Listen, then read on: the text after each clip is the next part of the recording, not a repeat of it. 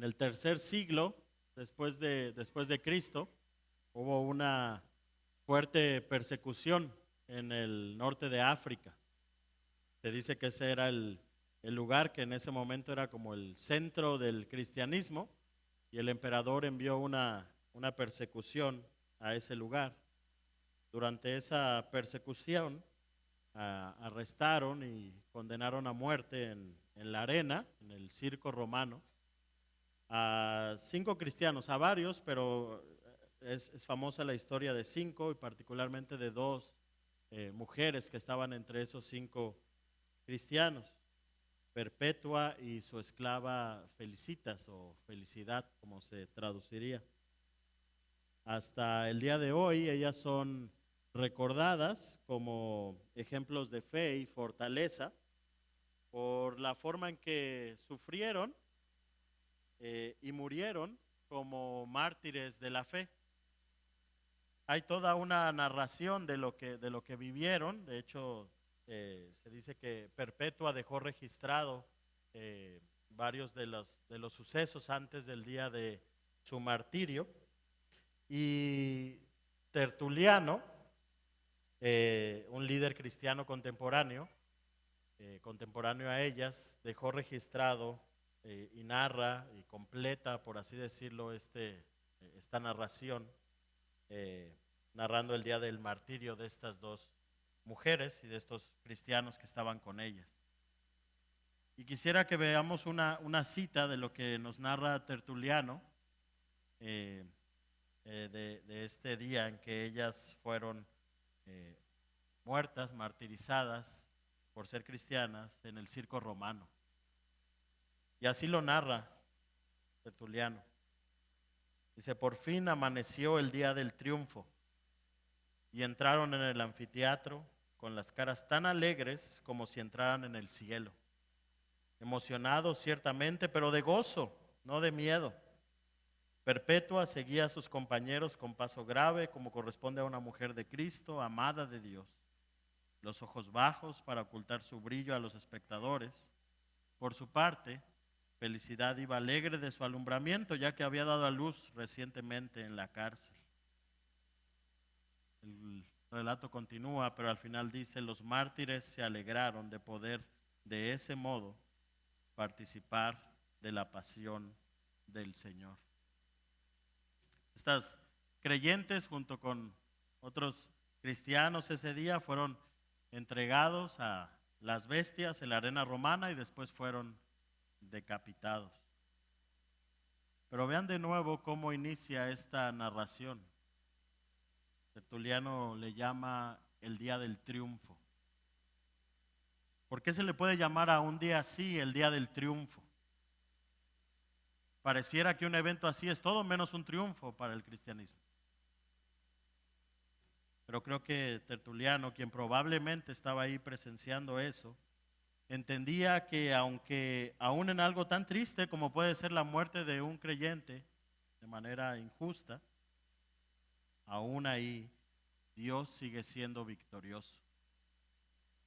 Aún en algo que para el mundo pudiera parecer un triunfo en contra de Dios y su iglesia, Dios al final siempre sale victorioso, y sus hijos también con él. Años más tarde, el Imperio Romano sería declarado oficialmente cristiano, ¿verdad? Y esta historia de Perpetua y Felicitas serían textos que por muchos años se usaron para dar ánimo a las iglesias en distintas partes del mundo. Hasta hoy son ejemplos de fe, de fortaleza, de la obra de Dios, y de cómo ni el rey más poderoso, ni Satanás, ni aún la muerte pueden vencer, pueden destruir la obra de Dios en un corazón. De cómo Dios al final siempre sale victorioso. Como otro mártir de la fe dijo: el mundo por un tiempo puede engañarse a sí mismo y pensar que tiene la victoria, pero al final se demostrará lo contrario. Y el pasaje que nos toca estudiar hoy, hermanos, en Josué capítulo 10, nos va a mostrar grandes victorias del pueblo de Israel. Nos va a mostrar cómo el pueblo pudo conquistar y pudo vencer gran parte del territorio que aún quedaba por conquistar. Pero en el fondo del telón, este pasaje, y de muchas maneras el autor bíblico nos va a dejar claro que esas victorias del pueblo no fueron por la habilidad del pueblo, por la destreza del pueblo, la inteligencia del pueblo o de Josué, su líder, sino porque el Dios que es fiel a sus promesas y a su pacto les dio esas victorias. Este relato de Josué capítulo 10 nos debe llevar a contemplar una vez más al Dios que en todo lo que Él se ha propuesto hacer, el Dios que en todo lo que Él se ha propuesto hacer, siempre sale victorioso, siempre vence. Y entonces vamos a tener nuestras Biblias abiertas ahí en Josué capítulo 10. Vamos a ir releyendo el pasaje conforme vayamos avanzando en los diferentes puntos, en las diferentes partes del sermón. Pero para recordar un poco, tenemos aquí la continuación de la historia del pueblo de Israel y los gabaonitas en un sentido. Recuerdan el domingo pasado en Josué capítulo 9, los de Gabaón vienen con Josué y con el pueblo con engaños, ¿verdad? Haciéndose pasar por una nación lejana para conseguir un acuerdo con Israel por temor. Ellos tenían temor, habían escuchado, ¿verdad?, lo que Dios había hecho. Y para evitar ser conquistados, destruidos por ese temor, terminan haciendo o buscando este acuerdo.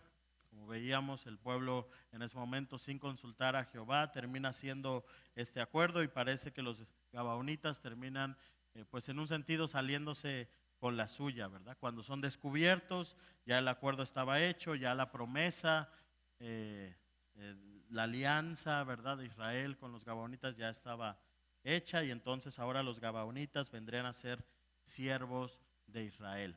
Pero así también estarían a salvo de Israel y del Dios de Israel. Y como veíamos el domingo pasado, en muchos sentidos podemos identificarnos con los gabaonitas, porque los gabaonitas entraron en esta relación de pacto con Israel y ahora están, por así decirlo, bajo la protección de Israel. Pero ellos recibieron gracia y misericordia de Dios y del pueblo y de Josué mismo, a pesar de su engaño, a pesar de ser un pueblo cananeo.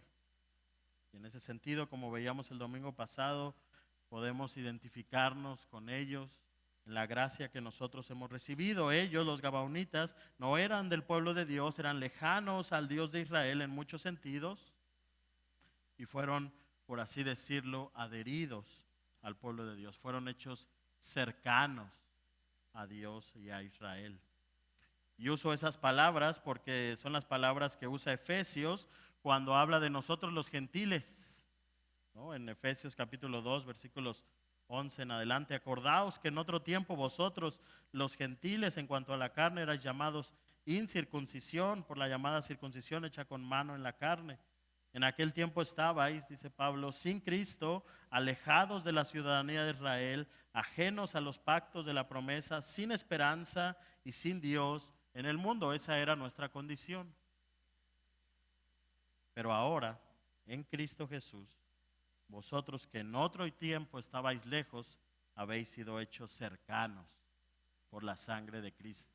Y si tú eres un creyente, esta es tu realidad, esta es nuestra realidad, así como a los gabaonitas, a nosotros también Dios, por su gracia, por la sangre de Cristo, nos hizo parte de su pueblo, nos dio promesas, nos dio una esperanza. Y pensando entonces en este contexto, recordando esta realidad, vamos a entrar a Josué capítulo 10 y quisiera dividir el pasaje en 4 partes, 4 puntos, básicamente para ir separando la historia en estos cuatro puntos, en estas 4 partes, y vamos a ir recorriendo esta historia con esta proposición en mente. Porque Dios siempre sale victorioso, asegúrate de pelear sus batallas y confía en Él. Porque Dios siempre sale victorioso, asegúrate de pelear sus batallas y confía en Él. Entonces vamos a ir a estos 4 puntos. Primero vamos a ver una amenaza inesperada, en los versículos 1 al 6, una amenaza inesperada. Y voy a ir leyendo los versículos conforme vayamos avanzando en estos puntos. Versículos 1 al 6 de Josué 10. Cuando Adonisedec, rey de Jerusalén, oyó que Josué había tomado a Ai y que la había asolado, como había hecho a Jericó y a su rey, así hizo a Ai y a su rey, y que los moradores de Gabaón habían hecho paz con los israelitas y que estaban entre ellos, tuvo gran temor. Porque Gabaón era una gran ciudad, como una de las ciudades reales y mayor que hay, y todos sus hombres eran fuertes. Por lo cual, Adonisedec, rey de Jerusalén, envió a Oam, rey de Hebrón, a Piream, rey de Jarmut, a Jafía, rey de Laquis, a Debir, rey de Eglón, diciendo: subid a mí y ayudadme, y combatamos a Gabaón, porque ha hecho paz con Josué y con los hijos de Israel. Y 5 reyes de los amorreos, el rey de Jerusalén, el rey de Hebrón, el rey de Jarmut, el rey de Laquis y el rey de Eglón, se juntaron y subieron ellos con todos sus ejércitos y acamparon cerca de Gabaón y pelearon contra ella. Entonces los moradores de Gabaón enviaron a decir a Josué al campamento en Gilgal: no niegues ayuda a tus siervos, sube prontamente a nosotros para defendernos y ayudarnos, porque todos los reyes de los amorreos que habitan en las montañas se han unido contra nosotros. Y aquí tenemos una situación que por lo menos al principio parece ser muy complicada para Israel. Quizá algunos del pueblo al ver esta situación pensaron: ¿para qué? ¿En qué momento se nos ocurrió hacer este pacto con los gabaonitas? Pero que al final esta situación resultó en que Dios también la estaba orquestando para que Israel siguiera cumpliendo lo que él le había prometido, y lo vamos a ver también eso más adelante. Resulta que el rey de Jerusalén, que por cierto es la primera vez que en la narración bíblica se habla de Jerusalén, de esta ciudad que, como ustedes saben, llegó a ser el centro de adoración, ¿verdad?, del pueblo, eventualmente. El rey de esta ciudad, hasta aquí, hasta este punto, obviamente una ciudad cananea, pagana, el rey de esta ciudad escucha de esta alianza entre Gabaón e Israel. Ha escuchado también este rey de lo que ha hecho el Dios de Israel a Jericó, a Ai, escucha de esta alianza que ahora tienen Gabaón e Israel, y dice la escritura que tuvo gran temor. Tuvo gran temor. Interesante, ¿cuál es su reacción? Su reacción es reunir a otros 4 reyes. Él busca a otros 4 reyes para ir a hacer guerra, pero no contra Israel, sino contra Gabaón. Este rey Adonisedec decide atacar a Gabaón, junta los ejércitos de estos 5 reyes y se va en contra de Gabaón. Y el asunto es que son 5 ciudades, 5 reyes, 5 ejércitos que aquí unen sus fuerzas y aquí hacen una alianza para atacar a esta ciudad, a los gabaonitas. Así que hasta aquí, hasta este punto, esta alianza de Israel con los gabaonitas trae consigo una situación que ahora se torna un poco más complicada, porque ahora Israel se ve en la decisión de o cumplir su promesa, su parte, digamos así, del pacto en esta alianza, e ir y ayudar a los gabaonitas ante esta amenaza de estos 5 reyes, de estos 5 ejércitos, que sería, digamos, lo esperado, ¿verdad?, lo que implicaría el capítulo 9 de esta alianza, o no hacerlo, simplemente dejarlos solos, ¿verdad?, y decir: pues esa batalla es de ustedes. Nosotros ya leímos el resto del capítulo, ustedes ya saben lo que hace Josué y Israel, pero si fuera la primera vez que leemos esto, hasta aquí la pregunta es: ¿qué hará Josué? ¿Qué hará el pueblo de Israel? ¿Y qué dirá Dios de todo esto? Porque entonces en este punto esa alianza de Israel con los gabaonitas, como que ha traído una consecuencia un poquito complicada. Y es que aquí tenemos justamente lo que pudiera ser una de las, digamos así, consecuencias de esta decisión, de esta alianza eh, con Gabaón. Sabemos que recordamos cómo se dio esa alianza. Ellos habían caído, el pueblo de Israel había caído en el engaño, pero también ellos no habían consultado a Jehová. Y hasta aquí parece que ese acuerdo que habían hecho se torna más complicado de lo que suponía en un principio. Parece que esta promesa hecha a Gabaón va a ser en este punto más difícil de cumplir de lo que parecía al principio. Al principio parecía una alianza pues no tan complicada, pero inofensiva, pero aquí pudiera ser un poco más difícil de cumplir esa promesa. Quizás los que somos papás de hijos pequeños hemos experimentado algo así, ¿no? En la proporción de vida. Hacer promesas que luego como que nos cuesta un poco cumplir, ¿no? Nuestro hijo a lo mejor quiere algo o quiere ir a algún lugar y malamente, quizás por no decirle que no, le decimos, pues sí, en unos días, luego vemos, la próxima semana, ¿no? El otro mes, en la quincena o qué sé yo.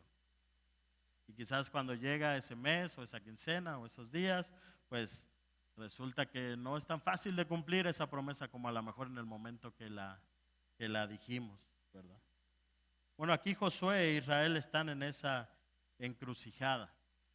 Antes de continuar, a ver, obviamente sabemos lo que hicieron, pero al final de todo esto, vamos a ver cómo Dios está actuando y obrando todo esto para sus fines, cómo Dios está orquestando todo para sus planes y sus propósitos, pero esa realidad de que Dios está orquestando todas las cosas no quita el hecho de que hasta esta parte del relato, este relato nos recuerda que las decisiones que tomamos tienen consecuencias. Que nuestras palabras, que nuestras promesas, que lo que decimos y decidimos tiene consecuencias, para bien o para mal, a veces grandes, a veces pequeñas, pero hay consecuencias. Y tarde o temprano hay que lidiar con esas consecuencias, hacernos responsables de esas decisiones y de esas promesas. Pensaba, por ejemplo, en un matrimonio que quizás tiene problemas y que hoy en el mundo, ¿verdad? Tan fácilmente dicen, pues nos divorciamos. Parece que así se libran de las consecuencias de esa decisión de haberse casado. Parece que esa es la solución fácil, ¿verdad? Para librarse de las consecuencias. Dicen, pues puedo romper mi promesa y así salgo bien librado de las consecuencias. Así me libro de la responsabilidad de asumir la promesa que hice. Pudieran pensar algunos y algunos en el mundo así piensan. Pero lo que muchos no se dan cuenta es que aún la decisión del divorcio también tendrá sus consecuencias. También tendrán que lidiar con consecuencias de esa misma decisión y habrá consecuencias emocionales, sociales, familiares, de muchos tipos, porque las decisiones que tomamos tienen consecuencias. Joven, señorita, muchas de las decisiones que tomes en esta etapa de tu juventud con respecto a tu pureza sexual, al trato con el sexo opuesto y a otras tantas cosas, tendrán consecuencias en el futuro. Y quizás tus padres, tus maestros te lo han dicho, es una realidad, habrá consecuencias, para bien o para mal, ¿verdad? Buenas o malas. Padre o madre de familia, las decisiones que tomemos hoy con respecto a nuestros hijos, a nuestra familia, al tiempo que invertimos en ellos, tendrán consecuencias en el futuro, para bien o para mal, grandes o pequeñas, pero habrá consecuencias. Dios nos ha creado así como seres responsables de nuestras decisiones. Y ser maduro significa también ser capaz de afrontar las consecuencias de tus decisiones, sean pequeñas o sean grandes. Y como creyentes Dios nos pide que actuemos con sabiduría, buscando en cada cosa decidir lo mejor, depender de Él, como veíamos el domingo pasado, para poder tomar buenas decisiones. Y después, aun cuando nuestras decisiones no hayan sido las mejores, asumir las consecuencias con valor, humildad y honestidad. Y eso a veces es difícil. Y eso a veces no lo hacemos. Pero lo que vamos a ver aquí en Josué y en el pueblo es que ellos efectivamente tuvieron que cumplir su palabra. Ellos tuvieron que asumir la responsabilidad que ahora les tocaba. Ellos tuvieron que ir a defender a los gabaonitas, aunque no era una lucha directamente contra ellos, por así decirlo, pero tuvieron que involucrar a todo su ejército para ir y cumplir su palabra y defender a los gabaonitas. Y entonces, así llegamos al punto 2, el respaldo divino para cumplir el pacto, versículos 6 al 8, el respaldo divino para cumplir el pacto. Hasta aquí, como decíamos, obviamente ya nosotros leímos toda la historia, pero si pensamos que es la primera vez que la leemos, hasta aquí la pregunta es si qué hará Josué. Otra vez versículo 6, entonces los moradores de Gabaón enviaron a decir a Josué al campamento en Gilgal: no niegues ayuda a tus siervos, sube prontamente a nosotros para defendernos y ayudarnos, porque todos los reyes de los amorreos que habitan en las montañas se han unido contra nosotros.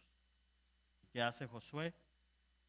Y subió Josué de Gilgal, él y todo el pueblo de guerra con él, y todos los hombres valientes.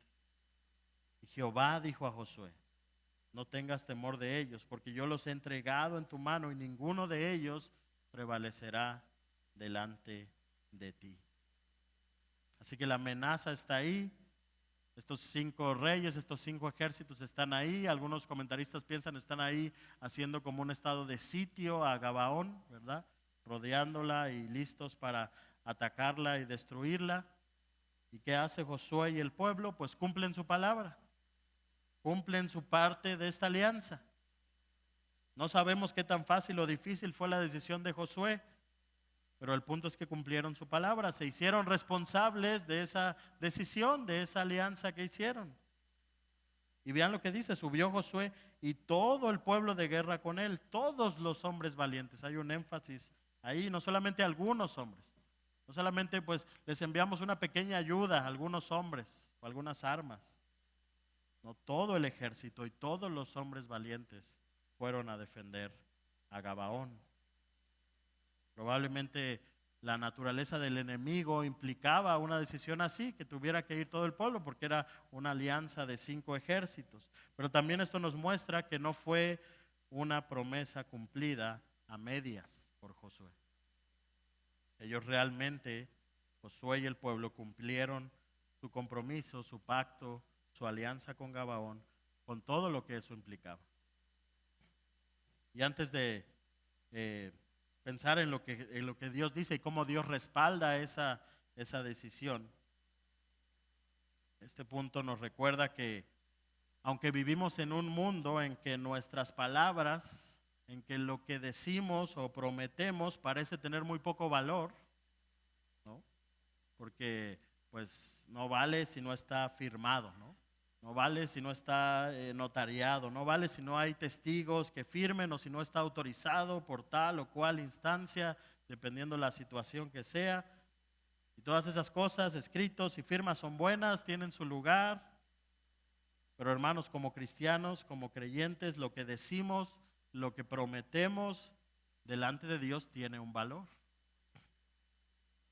Jesús lo dijo en el Sermón del Monte y también nuestro hermano Iván nos decía eso el domingo pasado. Jesús dijo: pero vuestro hablar, sí, pero sea vuestro hablar sí, sí, no, no, porque lo que es más de esto de mal procede, dice el Señor. Y obviamente tenemos que tener cosas firmadas por escrito, notariadas, legales, etcétera. Así todo eso está bien, pero como creyentes, hermanos, apuntamos a una ética más alta que lo que muchas veces puede decir un papel firmado. Nuestra palabra tiene un valor delante de Dios. Los compromisos que hacemos, las promesas que hacemos, tienen un valor delante de Dios. Padres, las promesas que hacemos a nuestros hijos son importantes. No las menospreciemos. Pero también hijos, las promesas que hacen a tus padres, que haces a tus padres o a tus maestros, son importantes, no las menosprecies. Esposos, esposas, trabajadores, las promesas o compromisos que hacemos Las promesas o compromisos que adquirimos son importantes, no los menospreciemos aún cuando no haya un papel o algo que nos comprometa a cumplirla o a cumplir aquello a lo que nos hemos comprometido. Tu palabra como creyente debe tener valor,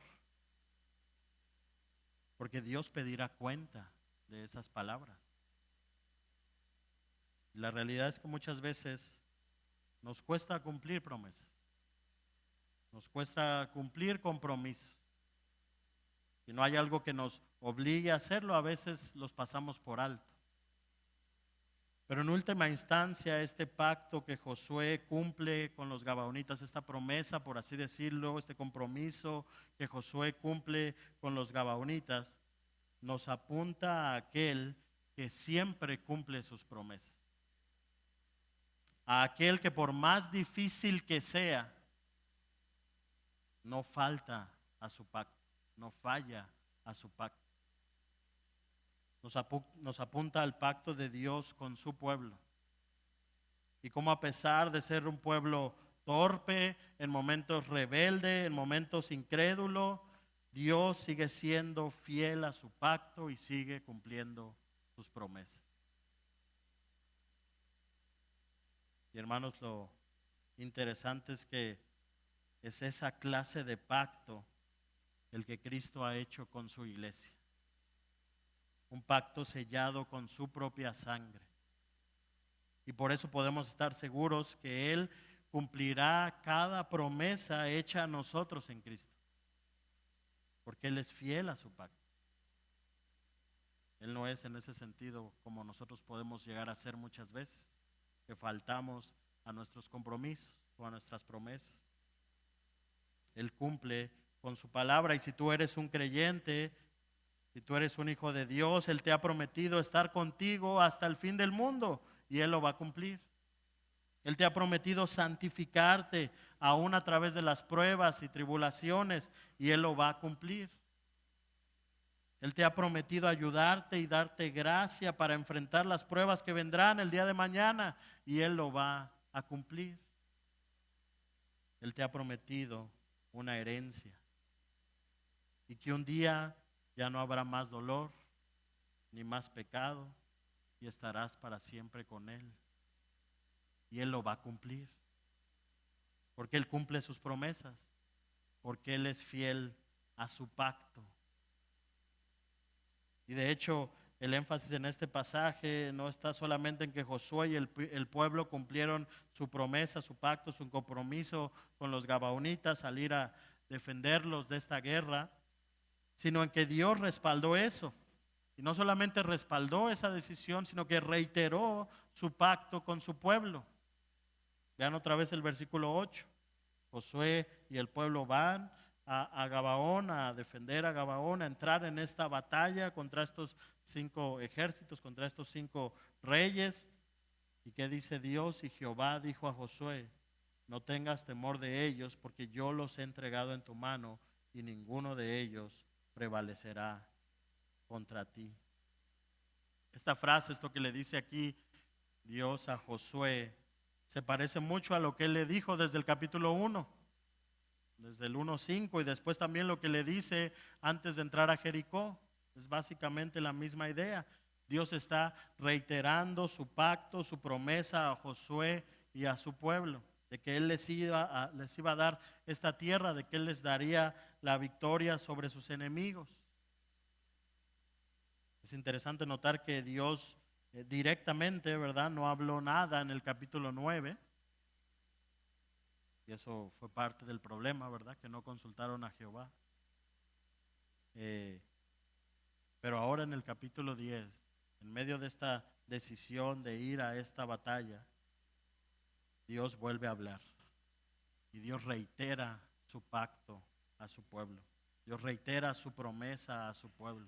Dios reitera a Josué y al pueblo que Él está con ellos y que Él les va a dar la victoria. Y así entonces Josué y el pueblo avanzan a combatir a estos enemigos, a estos 5 reyes aliados.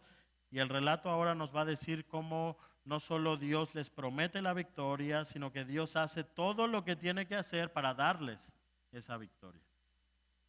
Y entonces avanzamos al siguiente punto, que son los milagros.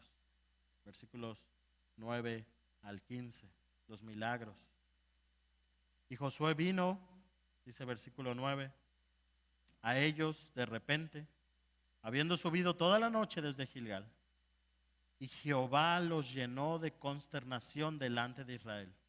Y los hirió con gran mortandad en Gabaón. Y los siguió por el camino que sube a Bet-Orón. Y los hirió hasta Seca y hasta Maseba. Y mientras iban huyendo de los israelitas a la bajada de Bet-Orón, Jehová arrojó desde el cielo grandes piedras sobre ellos hasta Seca. Y murieron. Y fueron más los que murieron por las piedras del granizo que los hijos de Israel mataron a espada. Entonces Josué habló a Jehová en el día en que Jehová entregó al amorreo delante de los hijos de Israel. Y dijo en presencia de los israelitas: Sol, detente en Gabaón, y tú, luna, en el valle de Ajalón. Y el sol se detuvo y la luna se paró hasta que la gente se hubo vengado de sus enemigos. ¿No está escrito en el libro de Jacer? Y el sol se paró en medio del cielo y no se apresuró a ponerse casi un día entero. Y no hubo día como aquel, ni antes ni después de él, habiendo atendido Jehová a la voz de un hombre, porque Jehová peleaba por Israel. Y Josué y todo Israel con él volvió al campamento en Gilgal. Y aquí llegamos al clímax, por así decirlo, de esta historia.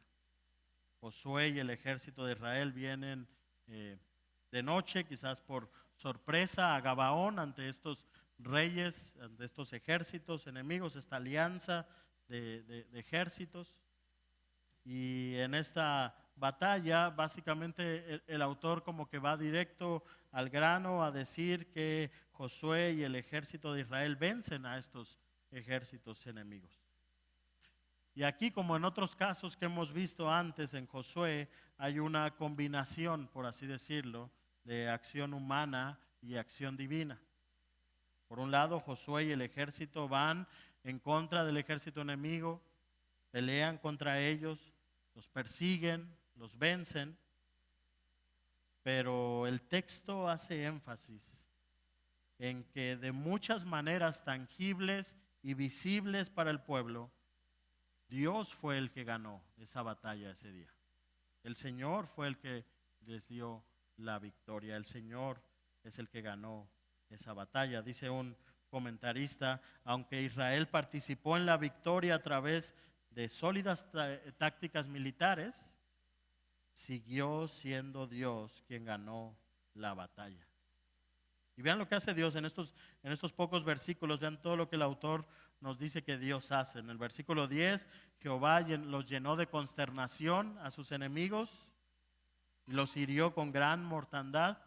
Jehová los llenó de temor, de consternación. Luego en el versículo 11, mientras iban huyendo sus enemigos, estos ejércitos de los israelitas, Jehová arrojó desde el cielo grandes piedras sobre ellos y murieron. Y de hecho el autor nos aclara que fueron más los que murieron por esas piedras que los que mataron a filo de espada.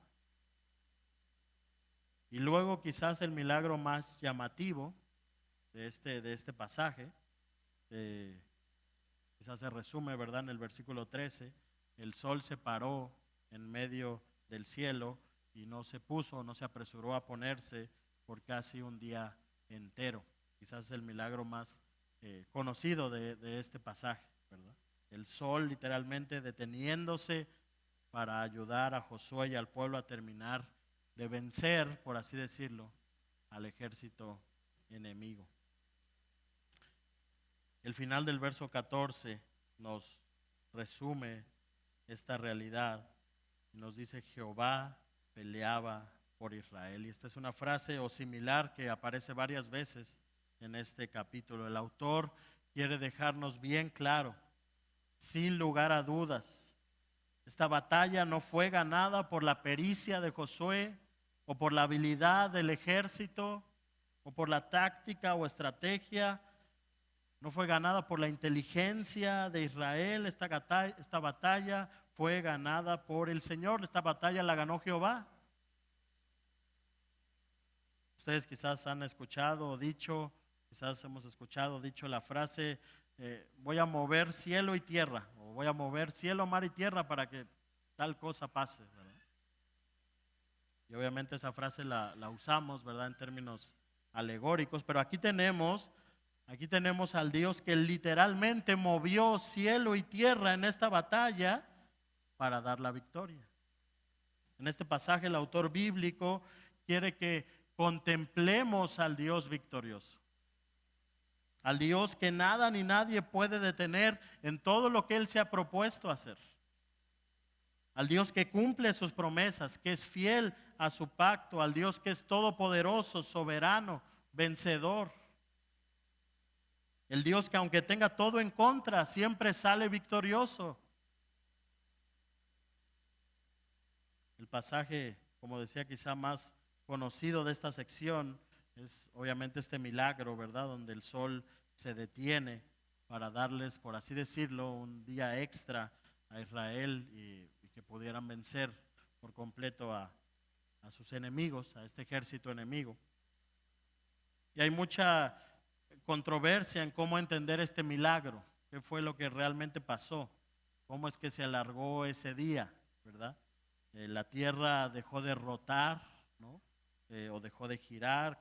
¿Qué pasó en ese milagro? Hay muchas especulaciones, vamos a usar esa palabra. Algunos han dicho que pudo haber sido como una especie de eclipse solar, de una naturaleza un poco similar a un eclipse. Otros han dicho que al ser un lenguaje poético fue simplemente un día largo, como podemos tener en el año, ¿verdad? Algunos días más largos que otros, que fue un día más largo que lo habitual, ¿no? Algunos otros dicen que lo que enfatiza el pasaje es como los cielos, en muchos sentidos, pelearon a favor de Israel. Y tenemos que reconocer que es un pasaje difícil de interpretar. Porque si ven el final del versículo 12 y el versículo 13, al parecer es una cita de otro libro, que de hecho al final del versículo, en la segunda parte del versículo 13 así lo dice el autor, no está escrito en el libro de Jaser. Este libro de Jaser es un libro que no tenemos, ¿verdad? Y no sabemos mucho de él. Ciertamente este pasaje parece estar en un lenguaje poético, en un lenguaje que hace difícil su interpretación, y además de que algunos expertos han dicho que el original hebreo también parece tener sus dificultades de traducción en este pasaje. Entonces hay dificultades en la interpretación de un pasaje así. Dicho eso, yo creo que al acercarnos a un pasaje así, definitivamente no vamos a poder entender toda la anatomía del milagro. No vamos a poder tener bien en claro cómo sucedió y tener todos los detalles de exactamente qué pasó en ese milagro. De hecho, por eso es un milagro, ¿verdad? Que si lo pudiéramos entender completamente, pues entonces no sería algo extraordinario. Y de hecho tampoco es el propósito del autor explicarnos con detalle cómo sucedió este milagro. Si se detuvo la rotación de la tierra, cuánto tiempo exactamente. No tenemos muchos detalles, pero sí sabemos algo. De manera milagrosa, de manera extraordinaria, el sol se tardó en poner ese día y Dios usó, por así decirlo, las fuerzas del cielo para esta batalla. Porque Dios es dueño y Señor del cielo y la tierra. Porque Dios es todopoderoso. Porque con una sola palabra suya Dios crea, Dios sostiene y Dios manda a su creación y su creación obedece. Porque como dice el Salmo 135, versículo 6, todo lo que Jehová quiere, lo hace.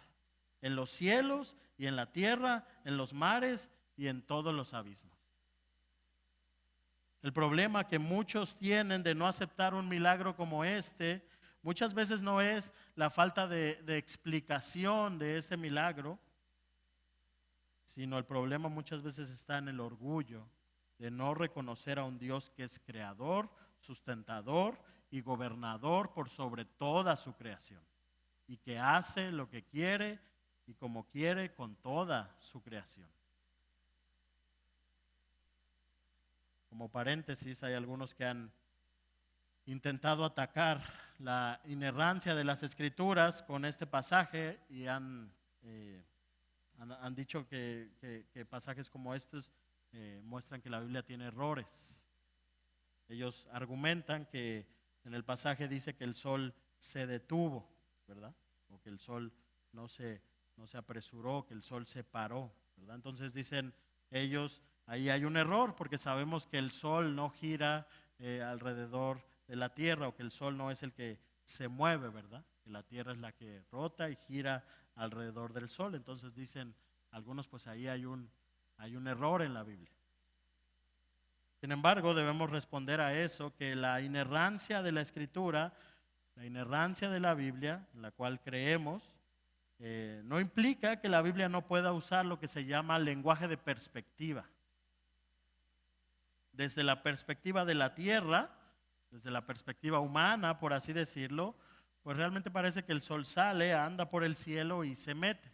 Eso es lenguaje de perspectiva y eso no es un error. De hecho, hasta el día de hoy usamos ese lenguaje. Todos vamos a entender si se nos dice ya salió el sol o ya se metió el sol. Todos entendemos eso. Aunque sabemos que no es literalmente el sol el que se mueve alrededor de la tierra, por así decirlo, ¿verdad? Eso está bien, es lenguaje de perspectiva.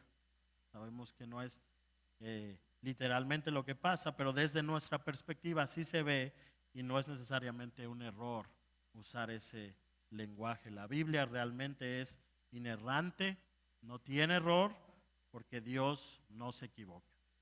Cierro ese paréntesis. Entonces Dios, a través de este milagro y de estos milagros, le da la victoria a su pueblo. Dios se muestra aquí como el Dios victorioso, fiel a su pacto, el Dios todopoderoso, el Dios que gobierna cielo y tierra, que literalmente aquí mueve el cielo y la tierra para dar la victoria a su pueblo.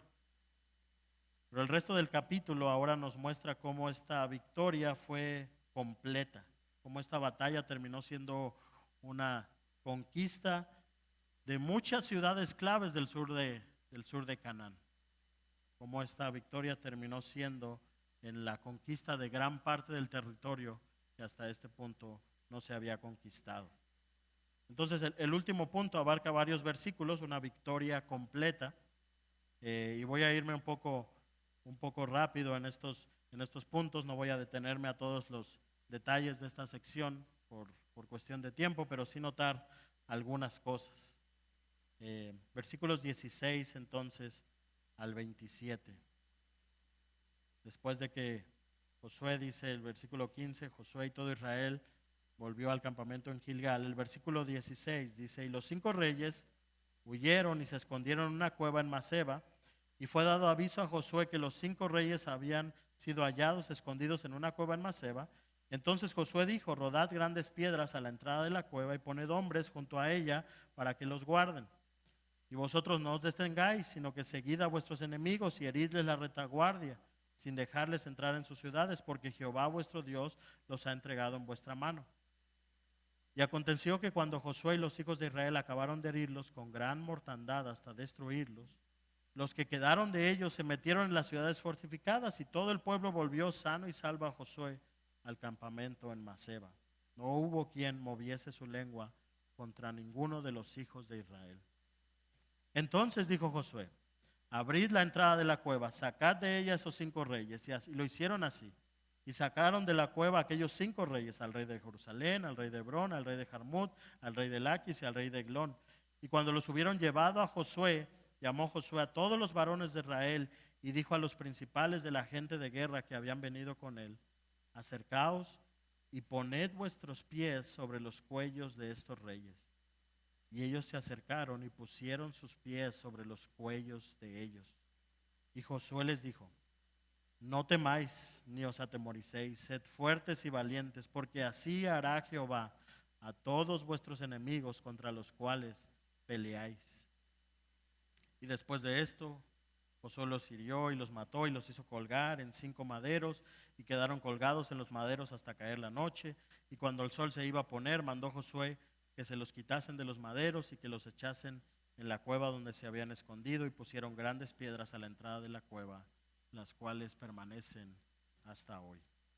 El autor bíblico de hecho hizo como una especie de pausa en el versículo 11 para narrar estos milagros, y en el versículo 16 retoma, por así decirlo, la historia que había quedado en el versículo 11. Y entonces resulta que estos reyes que habían planeado este ataque, ¿verdad?, en el momento de la batalla, pues se esconden en esta cueva. Y son descubiertos que están ahí escondidos. Josué manda que se pongan piedras para retenerlos ahí, y ellos continúan hasta vencer totalmente al ejército enemigo. El versículo 20 nos dice que vencieron y que destruyeron al ejército enemigo. Y de paso es importante recordar que el lenguaje que se usa aquí es un lenguaje, debemos recordar, de guerra. Recuerden el contexto, ¿no? Y recuerden también que detrás de todo esto está el juicio que Dios está trayendo sobre estas naciones cananeas, porque a veces el lenguaje nos puede sonar ciertamente fuerte y violento, pero es un lenguaje de guerra, y detrás de eso de nuevo está el juicio de Dios. Entonces regresan al campamento después de vencer al ejército enemigo, y una vez ahí Josué da una orden que quizás al principio también pudiera sonarnos un poco extraña. Él llama a los líderes del ejército para que literalmente los líderes del ejército de Israel pongan sus pies sobre los cuellos de estos reyes vencidos. Y eso era una señal de victoria, era algo que se hacía, los comentaristas dicen era algo común que se hacía para demostrar y señalar la victoria de un pueblo sobre otro.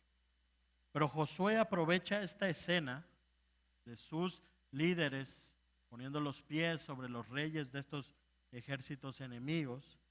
Josué aprovecha eso para recordarles algo, porque mientras están con sus pies en estos reyes, sobre los cuellos de estos reyes enemigos, Josué les dice en el versículo 25: no temáis ni os atemoricéis, sed fuertes y valientes, porque así hará Jehová a todos vuestros enemigos contra los cuales peleáis.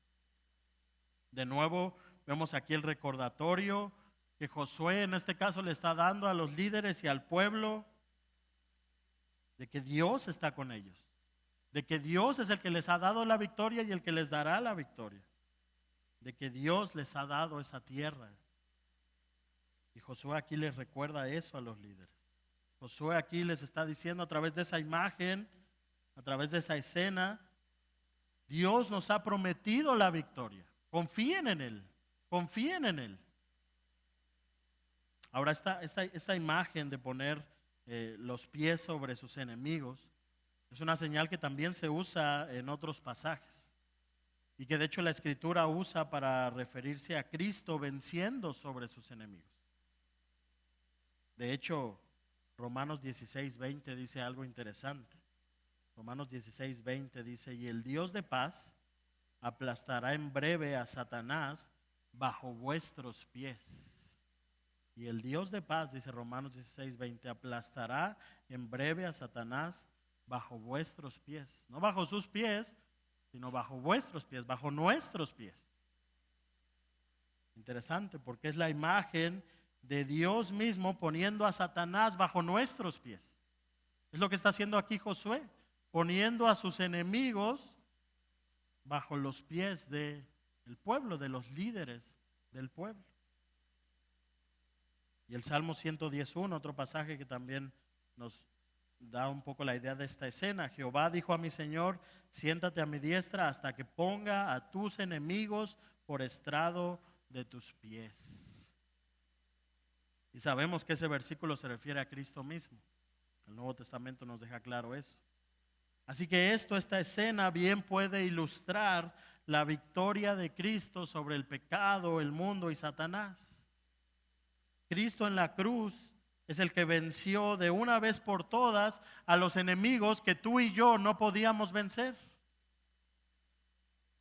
a los enemigos que tú y yo teníamos y contra los cuales no teníamos ninguna esperanza. Cristo los venció en la cruz, el pecado, Satanás, la muerte. Y por la fe, si tú estás en Cristo, por la fe, esa victoria es nuestra también. Es cierto, aún luchamos contra esos enemigos de muchas maneras, pero son enemigos derrotados. Y esperamos el día en que esa victoria sea manifestada completamente. Mientras tanto luchamos contra ellos, pero luchamos desde la victoria. Porque como dice Colosenses 2:15, Cristo despojó a los principados y a las potestades y los exhibió públicamente, triunfando sobre ellos en la cruz. Ese es nuestro Salvador, es vencedor. El resto del capítulo nos resume cómo esa victoria no solo fue para vencer a estos ejércitos enemigos, no solo fue para defender a Gabaón. Recuerden cómo empieza la historia, a esta alianza, ¿verdad?, de estos 5 reyes, sino que también termina con Israel, a raíz de esta batalla, conquistando varias ciudades de la tierra de Canaán, conquistando gran parte del territorio. Y aquí en los versículos 29 al 42, o 28 al 42, se resume lo que llaman la conquista del sur de Canaán, ¿verdad? Se resume cómo Dios, a raíz de esta batalla y en esa misma jornada, por así decirlo, termina conquistando gran parte del territorio del sur de Canaán. Versículos 29 al 42 nos narran cómo Josué y el pueblo van de una ciudad a otra, y una y otra vez vemos cómo Josué y el pueblo pelean contra Libna, contra Laquis, contra Geser, contra Eglón, contra Hebrón, contra Debir. Y dice al final, versículo 40, hirió pues Josué toda la región de las montañas del Negev, de los llanos y de las laderas, y a todos sus reyes sin dejar nada. Todo lo que tenía vida lo mató, como Jehová, Dios de Israel, se lo había mandado. Y los hirió Josué desde Cades Barnea hasta Gaza, y toda la tierra de Gosén hasta Gabaón. Estos versículos son un resumen de toda la conquista de estas ciudades del sur de la tierra. Algunas de estas ciudades son las ciudades de estos reyes, ¿verdad?, que empezaron haciendo esta alianza contra Gabaón, y algunas otras también. Probablemente eran ciudades amuralladas que el pueblo fue conquistando, pero lo que nos dice al final es que lo hizo de una sola vez, es decir, como en una sola jornada, como que fue una ciudad tras otra. Fue rápidamente esa conquista. Y es interesante pensar en algo. ¿Cómo empieza todo esto? ¿Cómo llegamos a este punto? ¿Cómo llegamos a esta conquista tan grande? Pues empezó con una decisión cuestionable de Israel. Empezó con Israel no consultando a Jehová. Empezó con Israel siendo engañados y haciendo alianza con un pueblo con el que probablemente, por lo menos en un principio, parecía no ser una decisión muy adecuada. Empieza con esta alianza de estos reyes que tienen que quieren atacar a Gabaón, y que Israel tiene que ir a defenderlos. Si tomamos desde el capítulo 9, parece que esta historia no tiene un muy buen inicio, un inicio muy prometedor. Israel siendo engañado, no consultando a Dios, viene una alianza de reyes contra su aliado. Pero lo interesante es que lo que parece iniciar mal, Dios lo tornó para bien. Lo que inició como un engaño, como una decisión cuestionable o como una amenaza muy difícil, Dios lo usó para seguir llevando a cabo su plan de darle al pueblo toda esta tierra. Lo que no empezó muy prometedor en el capítulo 9, por lo menos humanamente hablando, termina siendo, al final del capítulo 10, la mayor conquista de Israel hasta lo que llevamos del libro. Dios tornó para bien lo que pareció empezar mal. Dios es victorioso y se muestra victorioso aún sobre el engaño de los gabaonitas, aún sobre la torpeza de su pueblo, aún sobre las alianzas de reyes poderosos. Dios sigue siendo victorioso y llevando a cabo su plan. Dios terminó tornando todo esto para el bien, para cumplir sus propósitos. Este capítulo 10 es muy enfático en cómo Dios es el que peleó por su pueblo, en cómo Dios es el que les dio esta victoria. Una y otra vez el autor de muchas maneras nos dice Dios estaba peleando por Israel. De hecho, al final, en el versículo 42 y 43, así lo resume el autor. Todos estos reyes y sus tierras los tomó Josué de una vez, porque Jehová, el Dios de Israel, peleaba por Israel. Y volvió Josué y todo Israel al campamento en Gilgal. Ese es el mensaje que el autor le está diciendo a su pueblo. Este es el Dios victorioso, este es el Dios que da la victoria, confía en Él, confía en Él. Contempla al Dios victorioso, al Dios que nada le puede vencer, al Dios que cumplirá sus propósitos, que siempre será fiel a su pacto. Aquí hay engaño de los gabaonitas, hay malas decisiones quizás de Josué y el pueblo, hay un grupo de reyes buscando destruir a los aliados del pueblo. Nada de eso estorbó los planes de Dios, al contrario, Dios usó todo eso para cumplir sus planes. Dios usó todo eso, porque Él al final siempre sale victorioso, porque Él al final va a hacer todo lo que Él se ha propuesto hacer. Hermano, hermana, confía en ese Dios y sométete a Él. Este es el Dios soberano, creador, dueño de todo. Y que si tú eres un creyente, si tú eres su hijo, Él te ama y ha hecho un pacto contigo y te ha dado promesas y una esperanza eterna. Confía en Él, confía en Él. Pero también es bueno recordar algo. Porque a veces se usan estos pasajes o pasajes como este, ¿verdad? Para decir, pues Dios va a pelear tus batallas, ¿no? Y con eso algunos pudieran pensar que Dios va a ser como mi amuleto mágico, como aquel que me va a ayudar a que todos mis deseos, mis planes se cumplan como yo quiero, cuando yo quiero, porque Él va a pelear mis batallas. Y eso no es lo que enseña este pasaje. Por eso mi ánimo con este sermón no es decirte Dios peleará por ti o Dios va a pelear tus batallas. No, más bien mi pregunta para ti es, ¿estás peleando las batallas correctas? ¿Estás sometido a Dios en tu vida? ¿Estás peleando las batallas de Dios?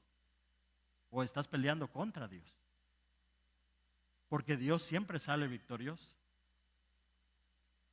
Porque esas batallas, si podemos llamarles así, por ganar poder, dinero, fama, gloria para ti mismo, esas batallas por construir tu propio reino, por guardar tu apariencia o por tener más y más, en esas batallas Dios no te ha prometido victoria. Y de hecho probablemente será un acto de la misericordia de Dios que en esas batallas no tengas victoria. Porque así Dios saca a la luz lo que hay en tu corazón, los ídolos que hay en tu corazón.